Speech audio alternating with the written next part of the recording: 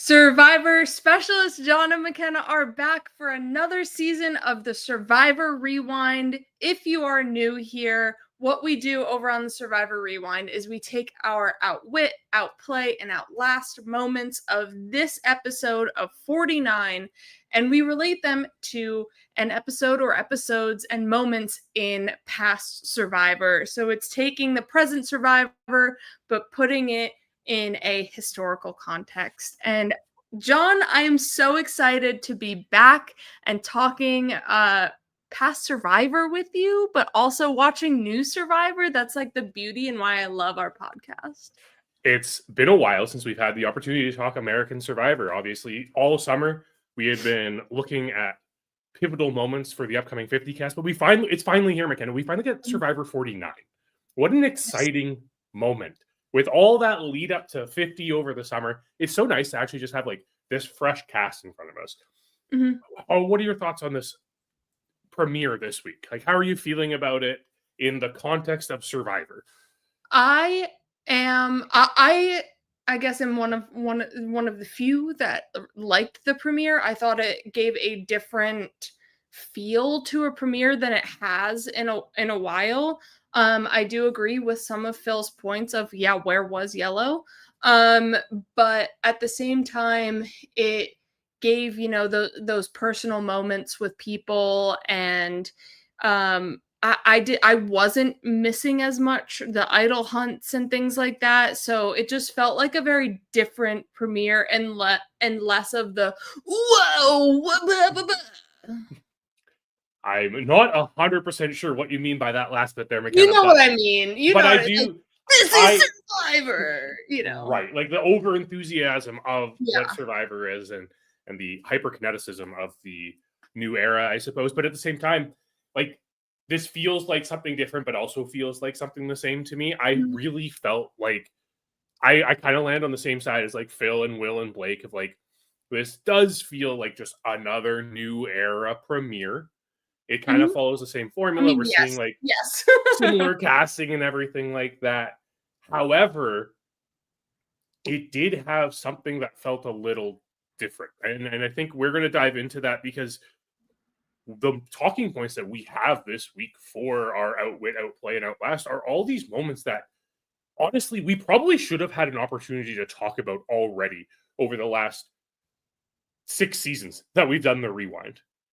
But they haven't come up. And that is always kind of the cool thing about this podcast, is that we do get to talk about these other moments in Survivor that, we get to talk about some things, but it's never really what we see here in this evolution of Survivor as we get to what we're assuming is kind of like the tail end of this era of Survivor before we move into Survivor 50. Yeah.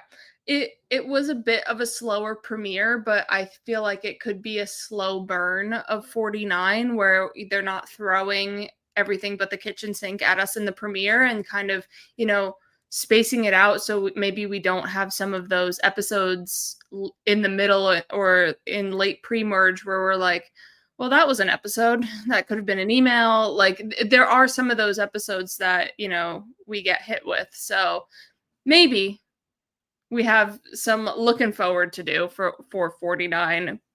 In some of the pre-game press, Jeff did say, it's a season that takes a little while to get going, but once it does, it gets absolutely wild and it's completely unpredictable. So this is it sounds like we're in an inverse of what we just had in 48, which might mean that this season feels a little off at first. It might mean that this season feels like it's getting off to a really slow start. I particularly wasn't a big fan that this episode spoiled the boot in it. But you know what? It's okay, editor. Sometimes you don't figure that out. And sometimes you show a clip of Annie competing in a challenge that's not in this episode as an action shot during a montage during the beginning of the episode. But it's fine. Like, we make those mistakes. It's okay. I didn't even notice it the first time because I wasn't paying close attention. The only reason I noticed it is because I watched this episode twice already. Yeah. So it's one of those things where if this is a slow start, it's going to leave a bitter taste in people's mouth, especially like the super fans' mouths coming out of 48, where we were like, oh, where's the gameplay? What's going on? Like, we want a little bit more. But and again, I mean, take it with a grain of salt because it is Jeff promoting the show.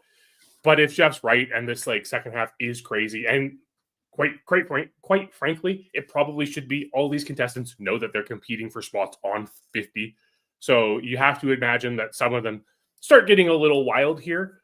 But as for a premiere, I think Will put it best in last night's recap. As an episode of Survivor, sure, it was lacking a little bit. But as a premiere, it did what a premiere needed to do. It introduced us to a cast of characters. It started setting up dynamics. We kind of got an idea of everyone other than Hina and what that yellow tribe is. But we have a basis for this season to build off of, to go forward with. And that's all you can really ask. It's not like it wasn't completely boring. There was at least some tension in this boot. Yeah. So let's dive into this podcast. We are going to start with our outwit moment, and we are talking solo quests. So in this episode, we had the blue and red tribes lose that first reward challenge and have to pick one person to go and try and compete again in a challenge. And so we were like, yes, it's physical in the challenge, but also it's really strategic on how you arrive back at camp. And if you don't have your supplies, or even if you do, how do you play it off? What do you tell people about the challenges? Since it's not Sweat versus Savvy, that is kind of right on the beach where you can see everything that's going on.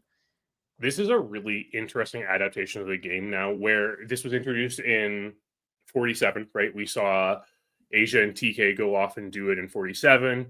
We had Kyle and Kevin. Did Kevin do it, I believe, last season? And then now, of course, we have Alex and Rizzo do it. And we've seen the different approaches to this now. And it is this evolution of Sweat versus Savvy. It's this idea of like starting the game with someone separated from the tribe, which honestly, it's interesting when it happens, but more often than not, doesn't usually go well for the person who gets separated from their tribe. So it'll be, Right. I think last season ended up being kind of like the outlier for that, with Kyle going on to win the game. But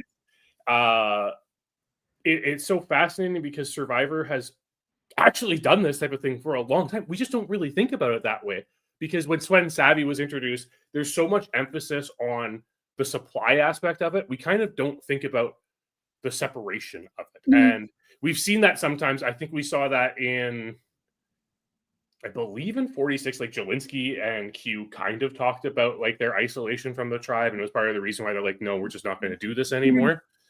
But there has been discussion of that throughout the new era. But this is such a fascinating one at this point because we've seen it before. And now we're starting to see the evolution of it, right? Like we see Jake talking about it, and he's like, I'm gassed. I don't really want to do this. I'm so glad Alex volunteered to do it. And same with like everyone on Uli, like that red tribe. Like no one really wanted to do it, but they eventually just got around to like Rizzo being like, okay, I guess I'll do it then. Yeah. So what's interesting here is someone volunteers rather than being voted for.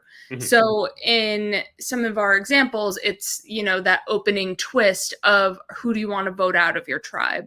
So in this case with Alex going and volunteering, that actually endears him and gets him in an alliance because he stepped up for his tribe. And even though he came back without supplies, he wasn't actually on the outs because he messed up. He was on the ins because he tried, which is a crazy concept in Survivor when we look at the past.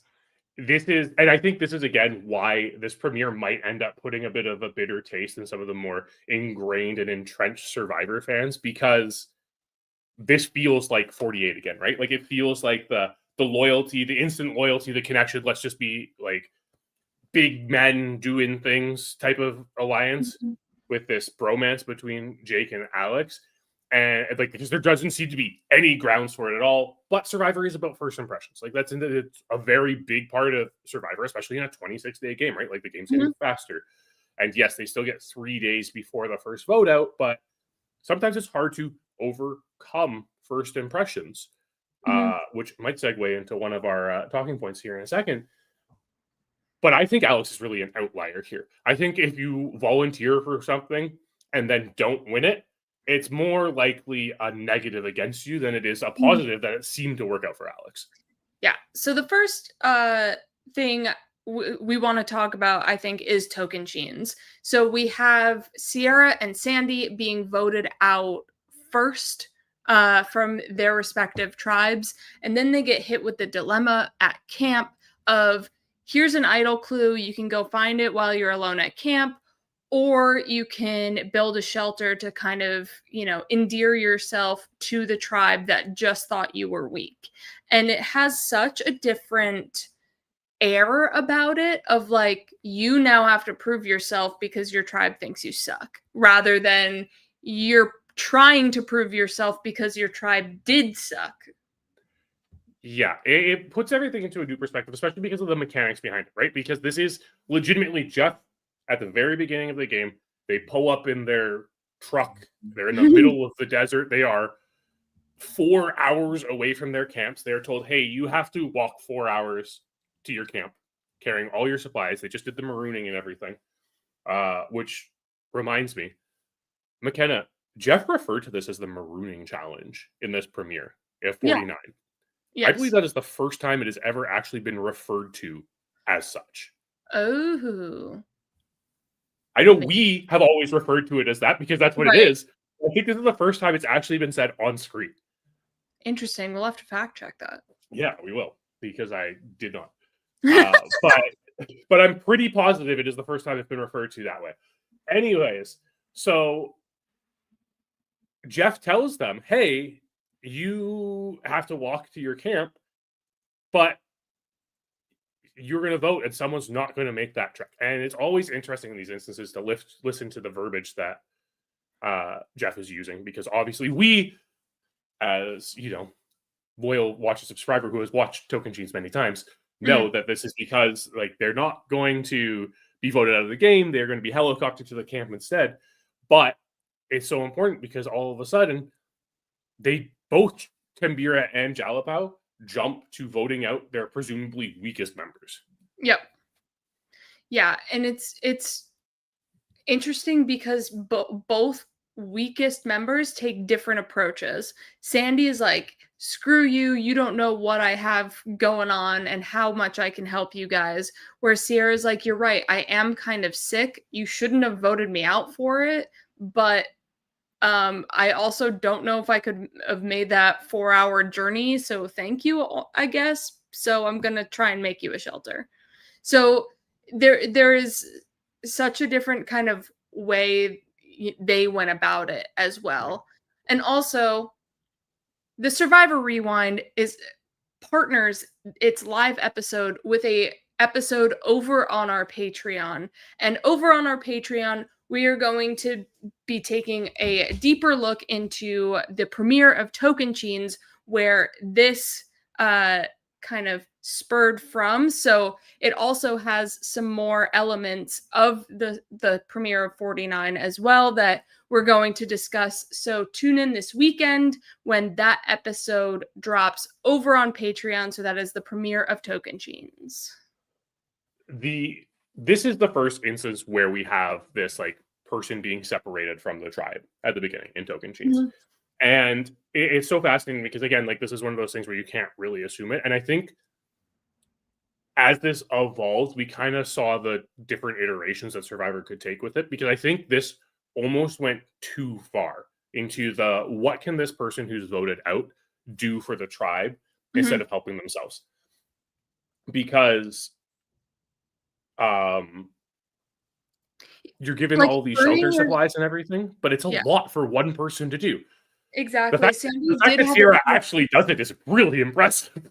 The fact Sandy does have a point. They're going to think I did it wrong, yada, yada. So it could have been something what they did here of you have to earn, a certain amount of supplies. Like, we have some lumber waiting for you. If you do this challenge, then we can give you some lumber for the shelter, or something like that, to incorporate kind of a hybrid that I feel like would be really interesting, of like the voting someone out, but also you have a challenge, so you're not stuck building a whole shelter by yourself. It's a question of like, how are you going to prove it to your tribe, right? Like, and it was actually really interesting because Phil Blake and special guest Tony Squares on Digging Deeper earlier today were actually talking about this moment where, people go off on this challenge and no one's grilling them about like what advantages they get or anything like that.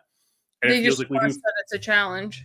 yeah, and like so we moved away from that, and maybe it's the time to introduce an advantage option in this challenge versus the supplies and everything, because that is the fascinating thing about how embittered Sandy is in Token Chains. And like, I am like, you guys thought I was worthless. I'm gonna just like, you're gonna just complain about the shelter I built, so I'm just gonna try and get myself further in the game. I'm going to look for an idol. And the opposite of Sierra being like, I know I was in rough shape. I get why they voted me out. I need to prove to them I'm worth something. Exactly. And it's like both don't work as well. Yes. Like, both mindsets don't work. There's a confessional later in the Token Cheese premiere where Tyson says, yeah, Sierra's just kind of, or maybe it was Coach, one of the two of them say that, yeah, Sierra's kind of just cooked because she wasn't there for this 4-hour bonding experience that we had on the way here. Yeah. And then we have Kageon, where this twist is also introduced.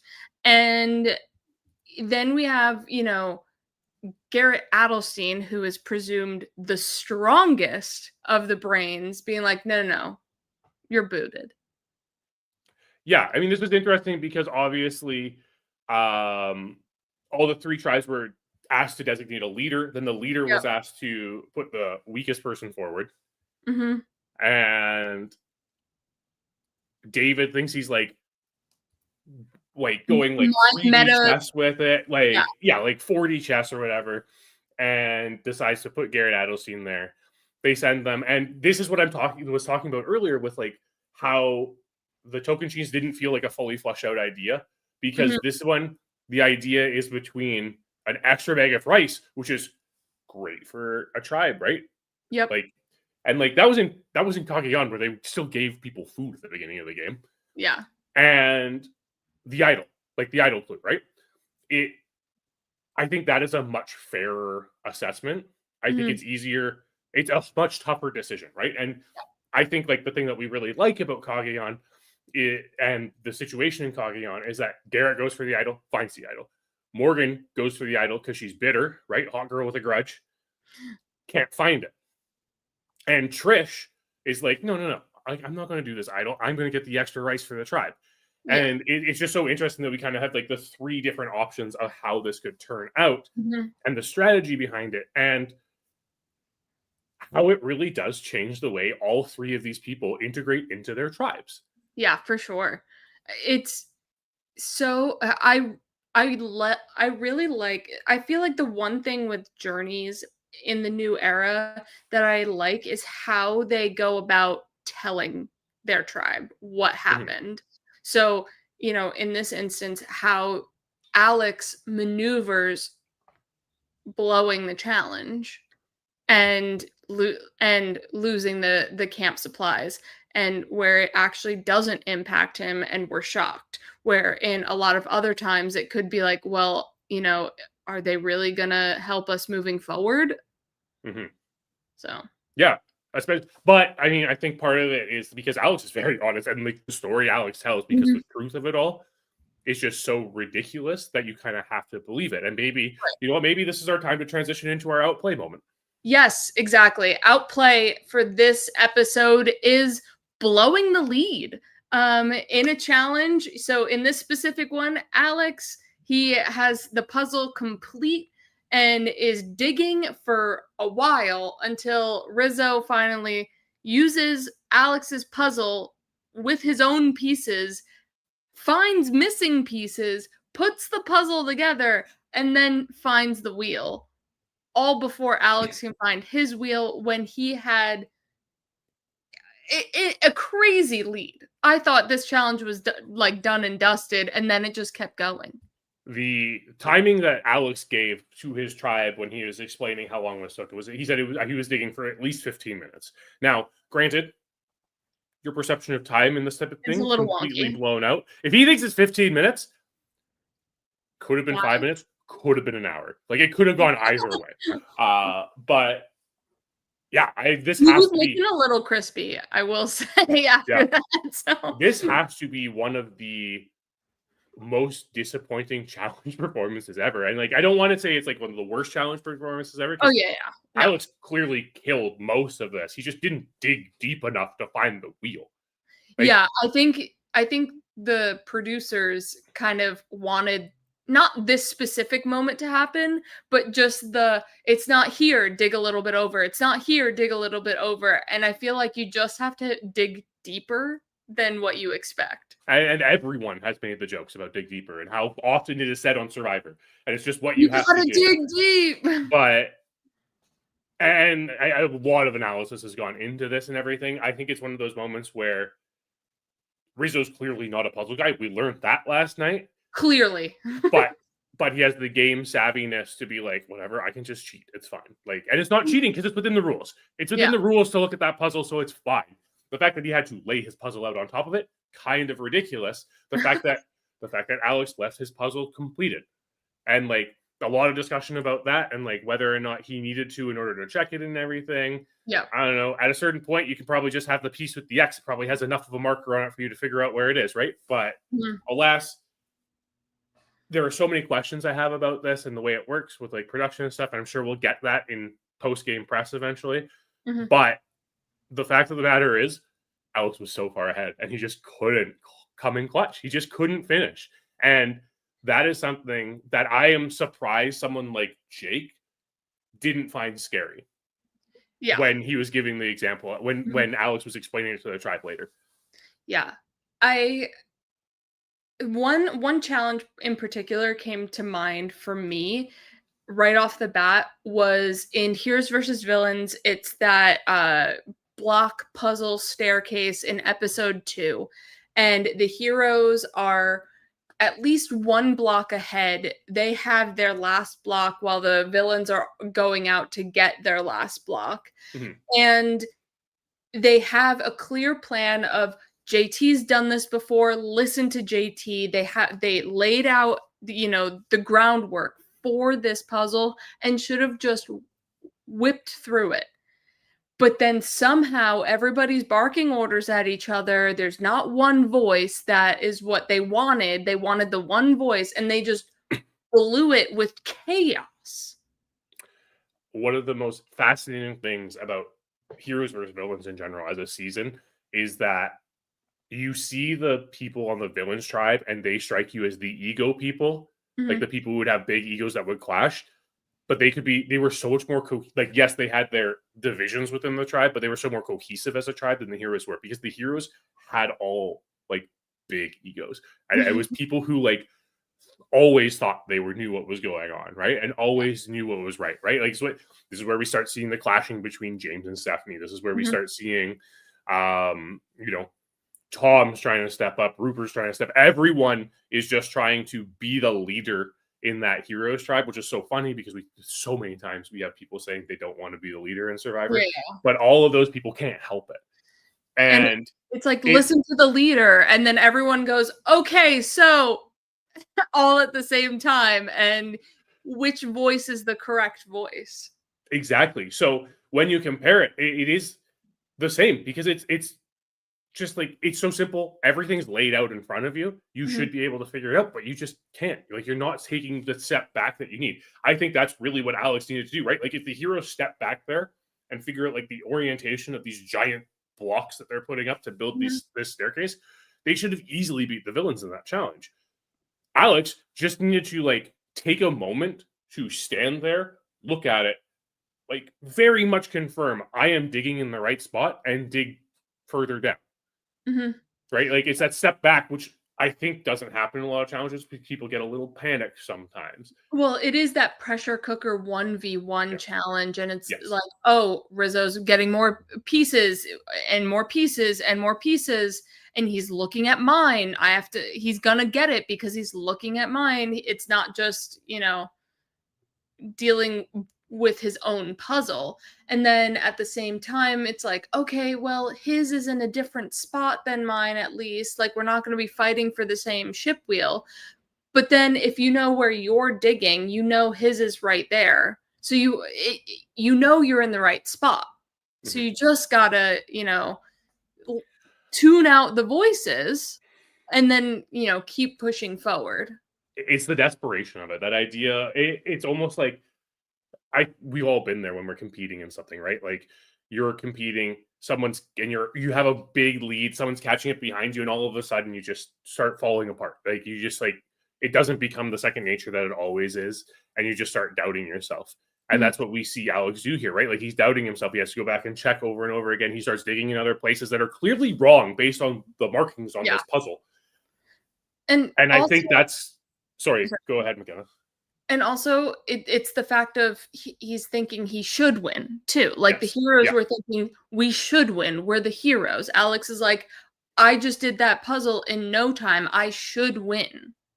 Yeah. I mean, I think this goes back to one of like the biggest throws of a challenge ever, which is Aussie in the South Pacific finale at the Hmm. final four, where he's like, it's one of the big obstacle challenges. He's clearly favored in this type of challenge that involves traversing all of these things. They have to collect, Agility. yeah, Yeah. they have to collect 5 bags of puzzles. The puzzle isn't that hard. You have to find it's the one where you A turn the flower. dials. Yeah, Yeah, that and you put flower the flowers in. So like it gets easier the more you complete it, like most puzzles do, I guess. But puzzle. I guess that's just That like one how specifically that's how because it puzzles work, locks right? things But in. that Yeah. one specifically gets a lot easier once you solve one piece. And he can't figure out that one piece. And he is so far ahead. He is a bag ahead of Coach when he gets there and he starts solving the puzzle. He's a bag and a half ahead of Sophie at that point. Sophie comes in, is able to solve the puzzle, clinches it, and then clinches the win because she's able to get rid of Ozzy at that moment. Yeah.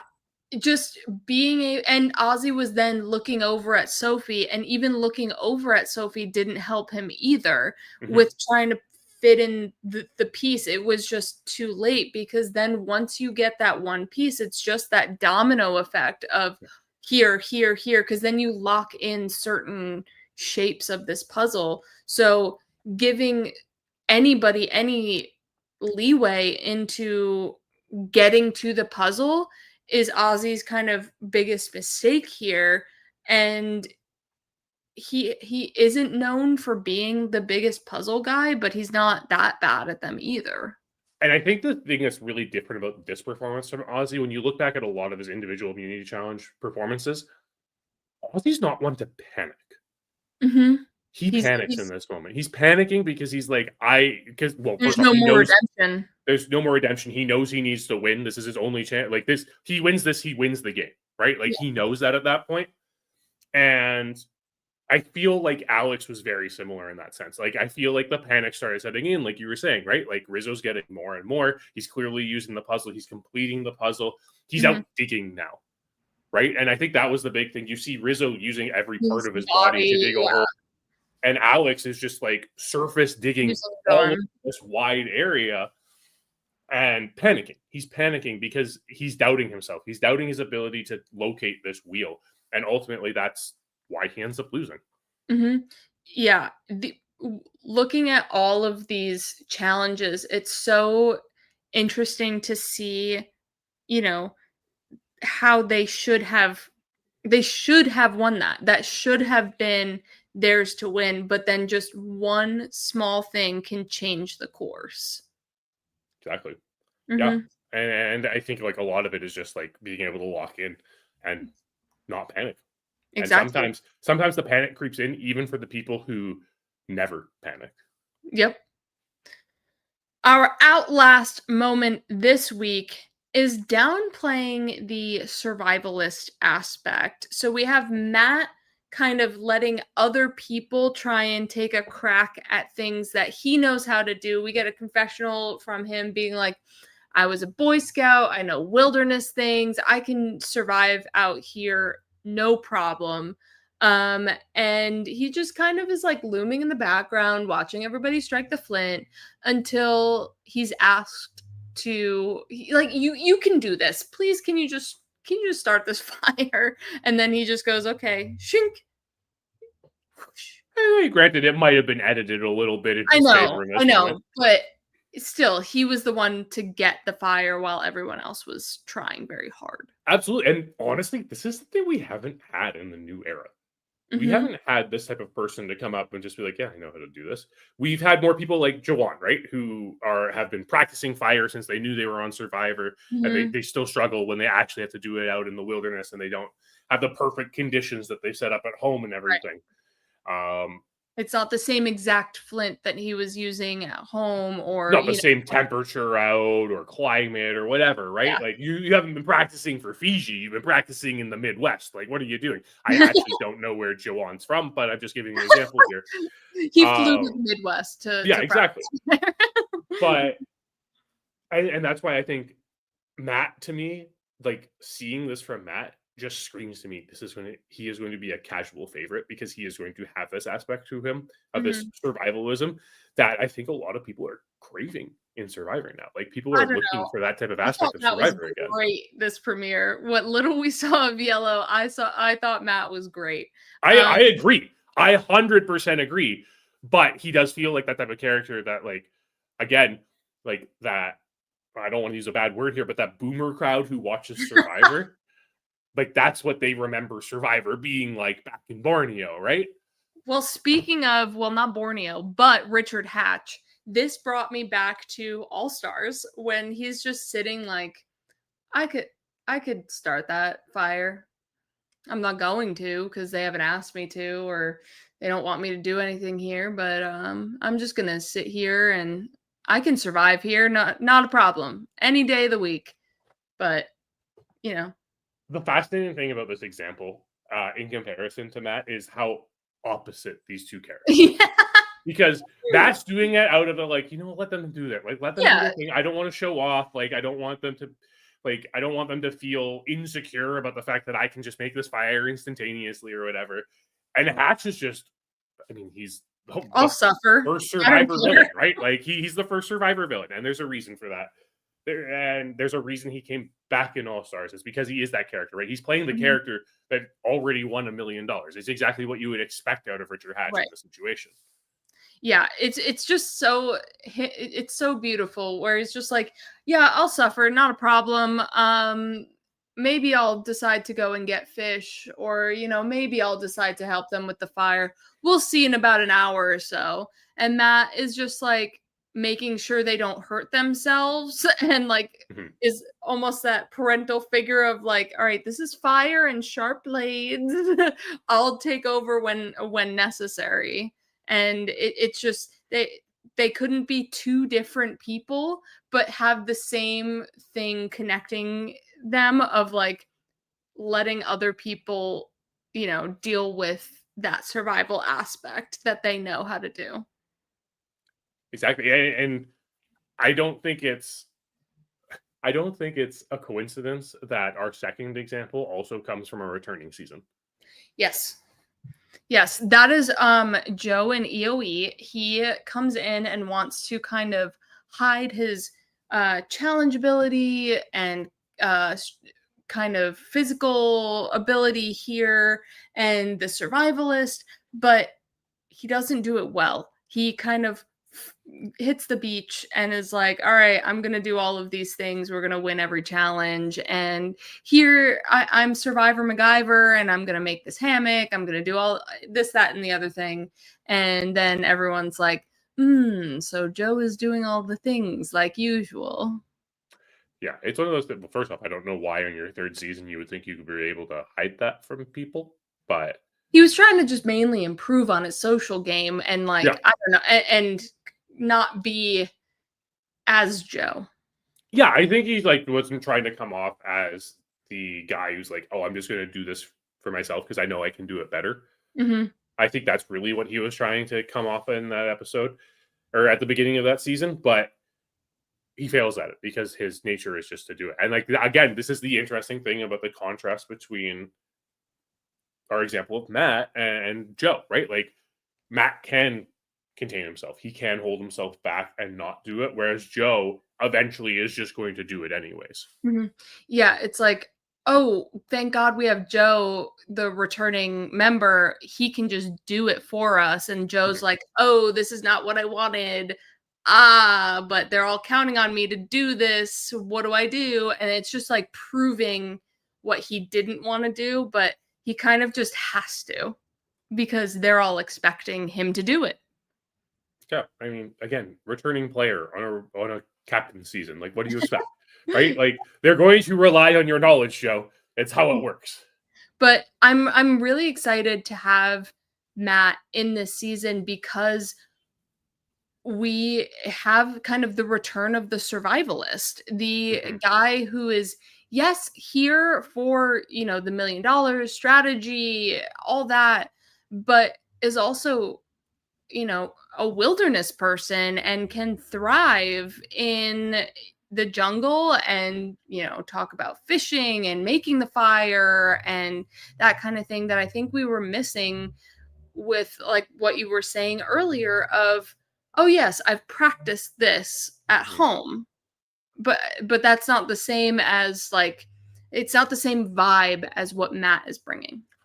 One thing Phil has said for like many seasons now is that Survivor is lacking the adventure still. Hmm. Like the adventure that used to really drive the early seasons. He even mentioned it in Digging Deeper earlier today. Like, we're missing that drive for adventure. And when we get these moments of adventure, the editors don't know how to edit them anymore. Hmm. Hopefully having someone like Matt on the season who has that experience, who brings that kind of intangible survivor aspect to it, who seems like he is there for the adventure of it, will help reinvigorate that spirit into Survivor again. Because Survivor has become, I don't want to say this because I don't think it's a bad thing, but it become too much of the game and Hmm. not enough of the social experiment anymore. Right. And like, there are a lot of things that kind of contribute to that. The fact that like we've been in Fiji since 33, right? Like, we're going on 17 Mhm. seasons in Fiji now. Yeah. So that's really lessened it a lot from the adventure Mhm. aspect, and the production and editing haven't been able to capture that sense of adventure anymore. But maybe having someone who is like this on the season can do that again. Maybe. Yeah. And I think have we've had, you know, dark ages where it's too many recruits. We have now so many fans. And I think what some of those adventure seasons have is like enough recruits to make it the social experiment. Yeah. Yeah. But I mean, Survivor's out winning Emmys for casting, so what do we know? That's true. That's true. Alrighty. So make sure you guys watch the Token Chains premiere. Watch that so you can listen to us over the weekend. Um, John, what do we have going on in the Specialist universe? What a question, McKenna, because we have more content than ever this season. And we already had quite a bit of content, but we've added even more. So if you haven't already, make sure to go check out the recap with Phil and Will from last Wednesday. They broke down their thoughts on the premiere. That's some really good ones, and it's really a great conversation, worth listening to for sure, as always. Earlier today, Phil and Blake were joined by Tony Swears on the first episode of Digging Deeper this season. They really talked about just the premiere and everything, and it's really interesting having Tony's opinion there as someone who is new to Survivor, has only seen 2 New Era seasons, went back and started the series again, is only up to I think just Philippines finished now. One World, yeah. Just finished Philippines and is starting Karamoan. So it's a really fresh opinion on the game. Really interesting to hear what he has to say. Normally on Thursdays, you'd have the Amazing Race, but you get it on Monday this week with McKenna Yes. and Kyle. Sunday, Phil is going to be joined by Mitch from last season for the predictions and power rankings, which should be a lot of fun. Make sure to check that out. And Monday, brand new show on the channel. Matt Chat Tegwith is here, and she has Elaine Elaine. this week Yeah. joining her, and that'll be a really great conversation. Make sure you check that out. We'll be back to the recaps next Wednesday. Then over on the Patreon, we have so much content going on. McKenna's already told you about our show on the Patreon with the Survivor Rewind that comes out on the weekend. There is also an additional episode of The Amazing Race that comes out on there on the weekend. Mondays, you get Every Season Matters. Tuesdays, you get $5 Tuesdays, where Phil and I talk about a movie every week. You get Teg Talks, where Tegwith has a rotating 4 different topics that she has podcasts with McKenna and Phil and Blake and Will. Those are all great. You have the Survivor Rock Draw, casting perspective on Wednesdays. You have more Every Season Matters on Thursdays.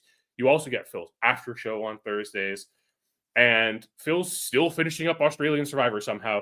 That's still there on Fridays for the time being. And every 2 weeks, there's the Q&A. There is so much content. We're here at a brand new season. No better time to be a fan of Survivor. No better time to be a fan of the Specialist. Make sure you like the video. Subscribe to the channel if you haven't already. Ring that bell so you get the notifications, because we have so many videos coming out to you this season. All right, everyone. So we will see you next Thursday for another episode of the Survivor Rewind. Goodbye, everyone.